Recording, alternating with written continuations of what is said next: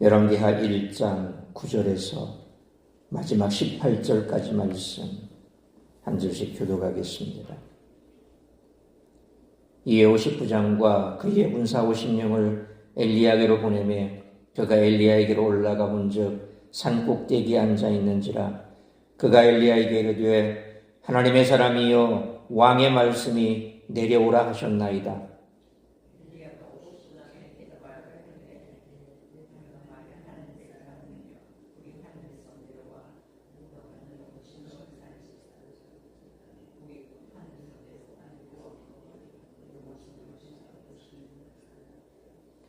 왕이 다시 다른 50부장과 그의 군사 50명을 엘리야에게로 보내니 그가 엘리야에게 말하여 이르되 하나님의 사람이여 왕의 말씀이 속히 내려오라 하셨나이다 하니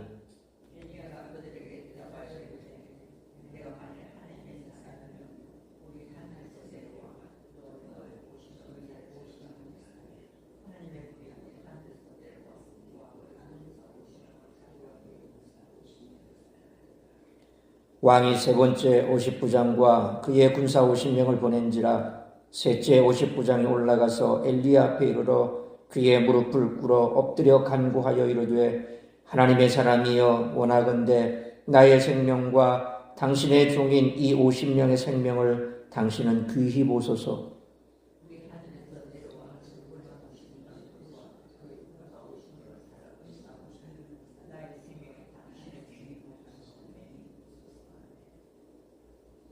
여호와의 사자가 엘리야에게 이르되 너는 그를 두려워하지 말고 함께 내려가라 하신지라.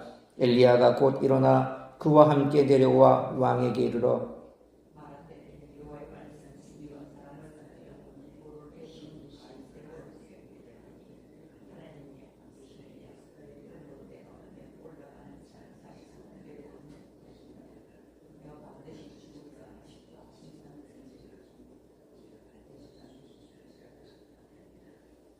왕이 엘리야가 전한 여호와의 말씀대로 죽고 그가 아들이 없으므로 여호람이 그를 대신하여 왕이 되니 유다 왕 여호사밧의 아들 여호람의 둘째 해였더라. 아하시야가 행한 그 남은 사적은 모두 이스라엘 왕 역대지략에 기록되지 아니하였느냐. 아멘.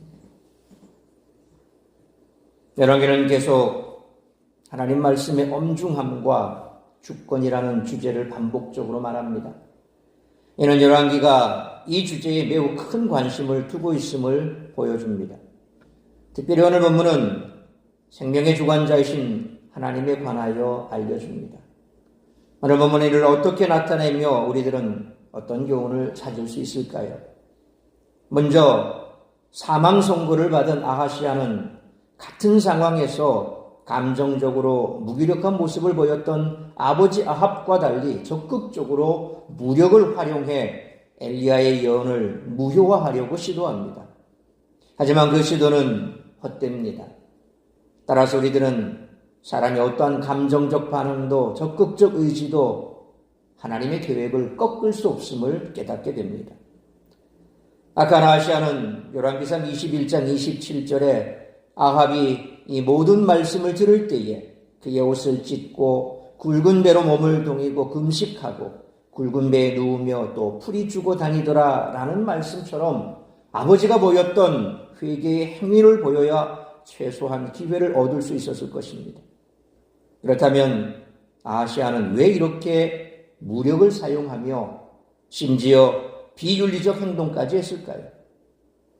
그가 범한 실책의 핵심은 바로 16절 말씀처럼 물어볼 대상을 잘못 찾은 것에 있습니다. 여호사밧처럼 여호와께 물어보아야 했습니다. 아하시야는 여호와께 묻고 회개해야 했습니다. 하지만 예언을 바꾸려 사람들을 보내는 데 집착했습니다. 현재 아하시야의 문제 해결의 핵심을 놓쳐 수단이 목적을 삼켜버렸습니다.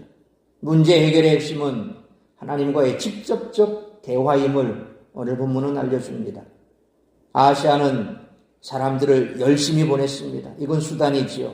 결국 하나님의 메시지와 이에 반응하는 그의 목소리, 이건 목적입니다. 그것을 본문에서 찾아볼 수가 없더라는 겁니다.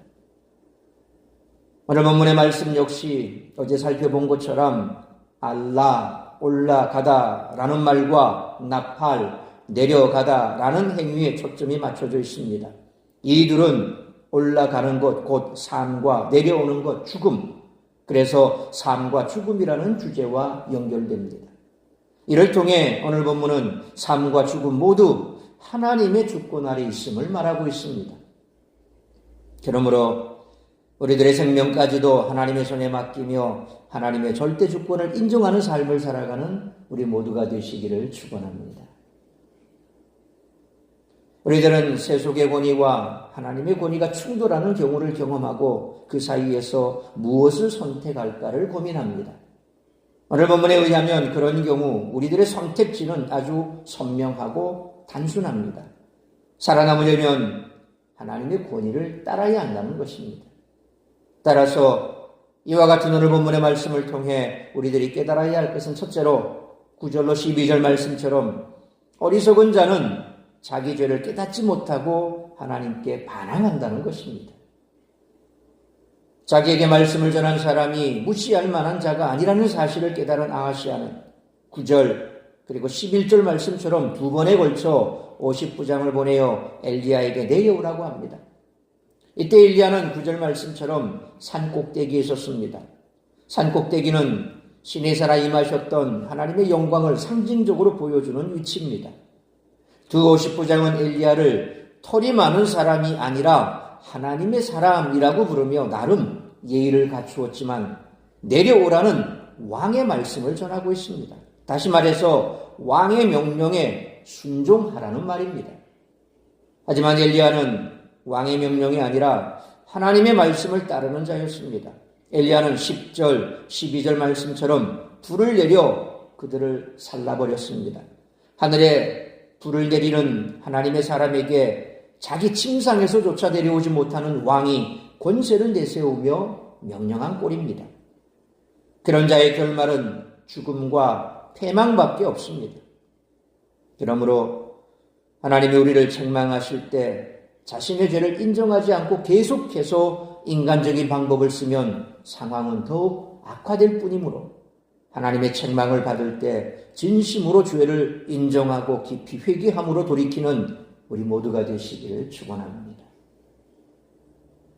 두 번째로 13절로 15절 말씀처럼 하나님은 겸손히 나오는 자에게 은혜를 베푸신다는 것입니다. 세 번째로 보냄받은 50부장의 태도는 앞에 두 사람과 전혀 다릅니다. 그는 왕의 말씀에 라는 말로 아하시아의 명령을 전달하지 않고 13절 말씀처럼 무릎을 꿇고 엎드려 나와 50명의 생명을 귀하게 보소서라고 호소합니다. 이는 비록 그가 아하시아의 명령을 따라왔으나 왕의 권세가 아니라 하나님의 권세 앞에 굴복한다는 의미입니다. 또 생명을 귀하게 보시는 하나님의 성품을 올바로 이해하고 있음을 보여주기도 합니다. 이 50부장은 14절 말씀처럼 앞선 두 50부장과 그 부하들이 하나님의 권세에 의해 죽임당했다라고 고백합니다. 그러자 하나님은 15절 말씀처럼 엘리야에게 내려가라고 명하십니다. 엘리야는 아하시아의 명령을 무시했지만 하나님의 명령은 그대로 수행합니다. 이처럼 하나님은 그 권세 앞에 굴복하는 자, 하나님의 성품을 알고 그에 합당한 간구를 하는 자들의 간구를 들으시고 그들을 통해 일하신다는 것입니다. 그러므로 우리를 책망하시는 하나님 앞에 겸손히 나아가 용서를 구함으로 용서하시고 은혜를 베풀어 주시는 하나님의 사죄 은총을 날마다 누리며 살아가는 우리 모두가 되시기를 축원합니다. 세 번째로 16절로 18절 말씀처럼 하나님께서는 마지막 순간까지 회개할 기회를 주신다는 것입니다. 엘리야는 아하시아가 원했던 대로 내려가 그를 만났습니다. 아하시아를 향한 하나님의 말씀에는 전혀 변화가 없었습니다. 하나님의 심판 선언이 철회되는 길은 회개 외에는 없습니다. 그러나 아하시아가 회개했다는 증거는 전혀 찾아볼 수가 없는데 이는 그가 아버지 아합만큼도 행하지 않았다는 뜻입니다.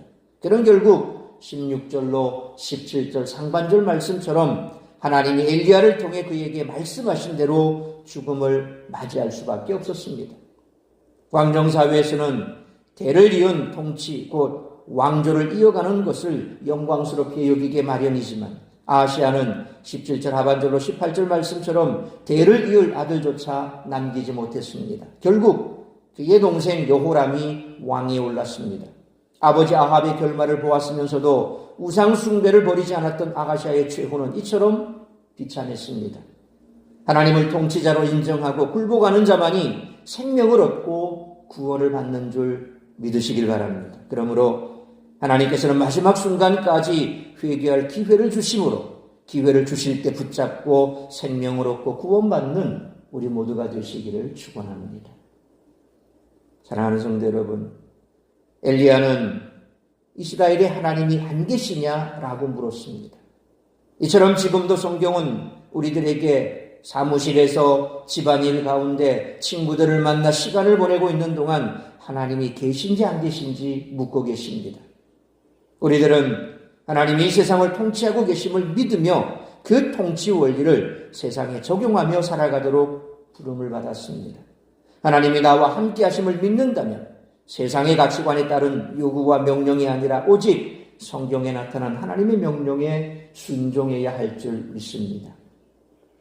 그러므로 하나님께서는 마지막 순간까지 회개할 기회를 주심으로 기회를 주실 때 우리를 책망하시는 하나님 앞에 겸손히 나아가 돌이켜 회개함으로 용서하시고 은혜를 베풀어 주시는 하나님으로부터 생명을 얻고 구원을 받아 하나님의 사죄의 은총을 날마다 누리며 살아가는 우리 모두가 되시기를 주님의 이름으로 축원합니다. 기도하겠습니다. 거룩하신 아버지 하나님, 은혜와 사랑을 감사합니다. 오늘도 말씀으로 예배로 이 하루를 시작하게 하시니 감사합니다. 오늘 주신 말씀 우리가 가슴에 새기며 이 땅을 살아갈 때 때로 세상의 권력과 하나님의 말씀 사이에서 우리는 갈등할 때가 있습니다. 하나님의 말씀을 따르자니 지금 당장 고통이 있고 그로 인해 생길 손해를 생각한다면 참으로 걱정스럽기도 합니다. 그러나 중요한 것은 우리의 생사화복을 주장하실 분은 오직 하나님이시라는 것입니다. 하나님의 말씀을 따를 때 잠시 잠깐 고통이 있고 잠시 잠깐 내게 손해가 있다 할지라도 그러나 하나님의 말씀을 따르는 것이 생명을 얻고 구원을 받고 하나님의 은혜를 입는 길이라는 사실을 우리가 다시 한번 기억해야 할 줄 믿습니다. 그러므로 이 땅을 살아가는 날 동안 우리가 과연 어디에 우리의 삶을 맡길 것이며 또 우리가 어떤 기준으로 살아갈 것인가에 대한 분명한 해답을 가지고 살아가야 할 줄 믿습니다. 그럼에도 불구하고 때로 우리가 잘못된 길을 선택해 어려움 가운데 있을 때라도 하나님은 끝까지 우리에게 구원의 손길을 베푸시며 끝까지 우리에게 은혜를 베풀어 주시는 하나님, 회개하기를 원하시는 하나님이라 사실 또한 우리는 잊지 말아야 할 것입니다. 좌절하거나 낭망해 우리의 삶을 포기하는 것이 아니라 끝까지 마지막 순간까지라도 회개의 기회를 주시는 하나님이심을 잊지 않고 어떠한 상황, 어떠한 환경 속에서라도 하나님께 대한 믿음의 줄을 놓지 않고 하나님 붙들고 나아가 구원받고 은혜받고 다시금 기회를 얻어 돌이켜 회개함으로 하나님께서 베풀어 주시는 사죄의 은총 속에 살아가는 우리 모든 성도들의 삶이 될 수 있도록 인도하여 주옵소서. 오늘 이 한 날도 나를 통하여 이루고자 하는 하나님의 그 뜻을 이루어드리는 복된 한 날의 삶을 살아가며 내 앞에 놓여있는 갈림길 속에서 방황하거나 혹은 그것 때문에 우리가 어려움 처하고 또 그것 때문에 고민할 것이 아니라 하나님의 말씀을 붙들고 하나님의 말씀대로 나아가 하나님의 말씀을 성취하며 하나님의 영광을 드러내는 우리의 성도들의 삶이 될 수 있기를 간절히 빌고 소망합니다.